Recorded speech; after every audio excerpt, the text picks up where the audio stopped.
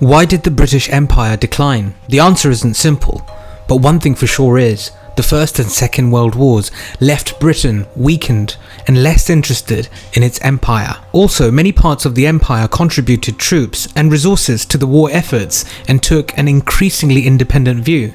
This led to a steady decline of the empire after 1945. In the Asian and African colonies, nationalist movements used a range of methods to end British rule. By the late 1960s, most of Britain's territories had become independent countries. And today, the international system is yet again at a historic turning point.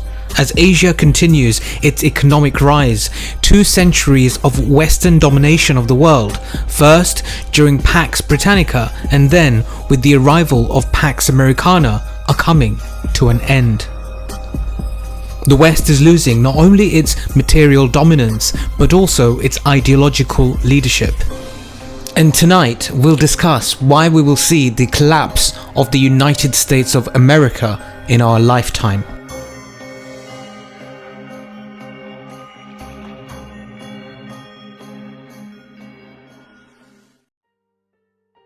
America is back.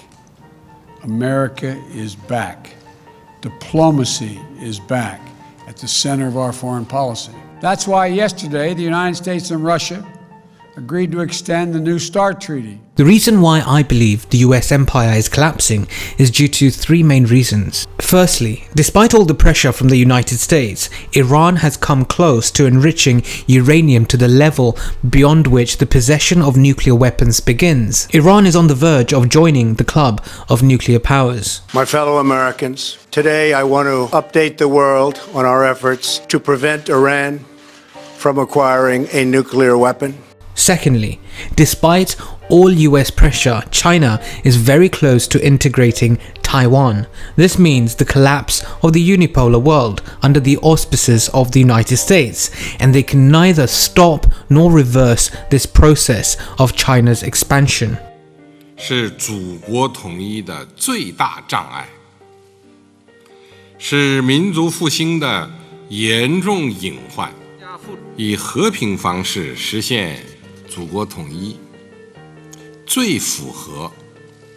Thirdly, despite all the pressures from the United States after the collapse of the USSR, Russia has taken back Crimea. Russia has deepened its influence in the Eurasian Economic Union, and with Belarus, Russia is slowly building the Union State. And here, the United States can't prevent the ongoing expansion of Russia.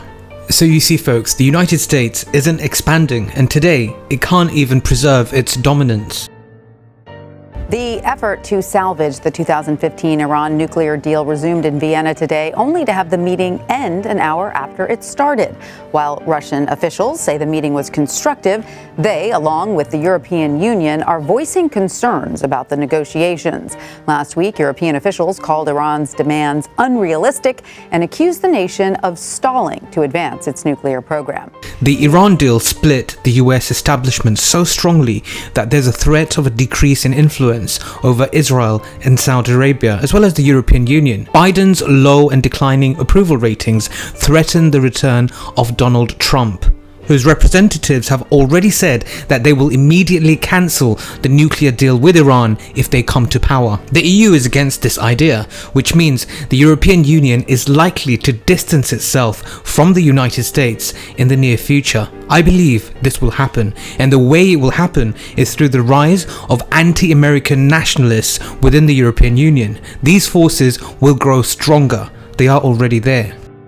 Israel will begin to cooperate more closely with Saudi Arabia in the field of weapons against Iran, and there won't be much work for the United States in the Middle East, simply because when Israel and Saudi Arabia start to openly talk about their ties and openly normalize, the heads of state from Israel and Saudi Arabia will be in direct contact, and there will be little room for the US to do anything in the region. Now, to a story with conflicting reports. Saudi authorities are denying reports in Israeli media that Prime Minister Benjamin Netanyahu secretly flew to Saudi Arabia on Sunday in what would be the first trip by an Israeli premier to the kingdom. He's reported to have met Crown Prince Mohammed bin Salman and the US Secretary of State Mike Pompeo. The fact that each new US regime begins with a promise to reverse all decisions of the previous regime makes America look very weak in respect to how they manage their relationships with other countries. Trump has not punished senior Saudi leaders. Would you? Yes, and I said it at the time. Khashoggi was in fact murdered and dismembered, and I believe in the order of the Crown Prince. And I would make it very clear, we were not going to in fact sell more weapons to them. We were going to in fact make them pay the price and make them in fact the pariah that they are.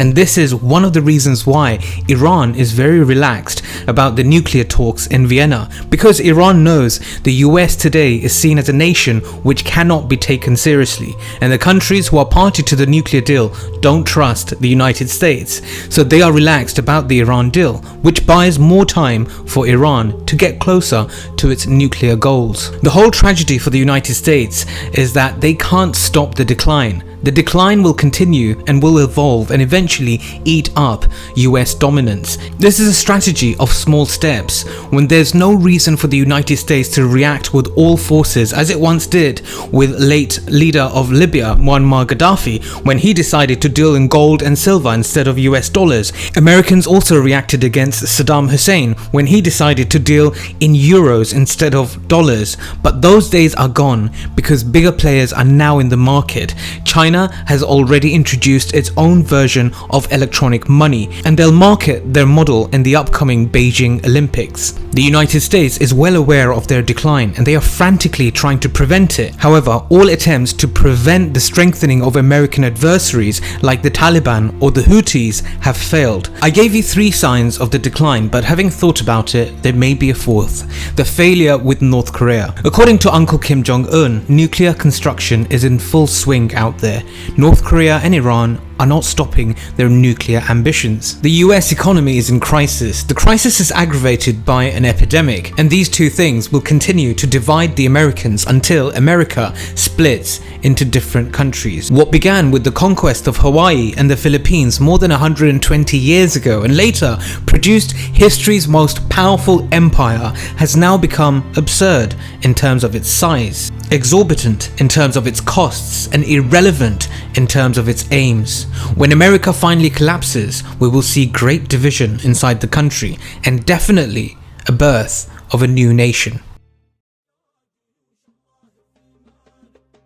عمار ابن ياسر، بل الأسرة بكلها، ياسر وزوجته سمية وابنهما عمار، أسرة من اليمن أصلها، فكان والده والد عمار بن ياسر أول شهيد في الإسلام من اليمن. وعمار نفسه الذي كان من خيرة وصفوة المسلمين وحملة الرسالة الإلهية وأنصارها، عمار بن ياسر الذي ورد في الحديث عن الرسول صلى الله عليه وآله وسلم وهو يشيد بإيمانه ويتحدث عن المستوى الإيماني الراسخ والراقي لعمار، أنه ملئ إيمانا من مشاشه إلى أخمص قدميه.